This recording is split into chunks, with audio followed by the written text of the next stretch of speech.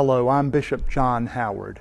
It's my pleasure to welcome you to the Diocese of Florida's website. We are a loving and vibrant family of faith with deep roots in the history of our church, our state, and our nation. Although not officially recognized as a diocese until 1838, Anglican worship came to North Florida as early as 1565 when prayer book services were held on a ship anchored off of Fort Caroline in the St. Johns River. After the American Revolution, our forebears adopted the name Episcopal when they could no longer swear an oath of allegiance to the king. Our diocese was formally founded some 60 years later with 7 parishes encompassing the entire state of Florida. Among the bishops of our diocese were John Freeman Young, who was an early trustee and founder of the University of the South and who led this diocese through the years following the Civil War. Bishop Weed, in the latter part of the 19th century, was the leader of the diocese during times of the destruction of the citrus industry during freezes and of yellow fever epidemics. He moved the headquarters of our diocese from St. Augustine to Jacksonville.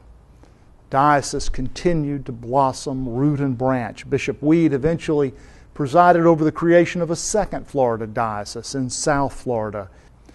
Succeeding bishops founded more churches and missions, lifted up priests and deacons to serve them, and kept our church doors open through the Great Depression and the World Wars. And as the church continued to flourish, we established schools, a number of parochial schools and Episcopal High School here in Jacksonville. We have groundbreaking ministries to the urban poor and the rural poor, and we have one of the largest prison ministries in the nation. In recent years, we've undertaken comprehensive and far-reaching disaster relief following Hurricane Katrina and following the earthquake in Haiti. We've weathered storms of our own, including dissent within our church and an economic crisis that still profoundly affects us. But we still serve others, now including the wounded warriors of Iraq and Afghanistan. Our numbers have grown, our borders have shifted, our communities have transformed, and yet our faith in the love of Christ remains the same, as does our commitment to the rich tradition of worship and faithfulness which represents our church at its best. We invite you to visit us, to join us, and to become a part of this family which we call the Episcopal Diocese of Florida.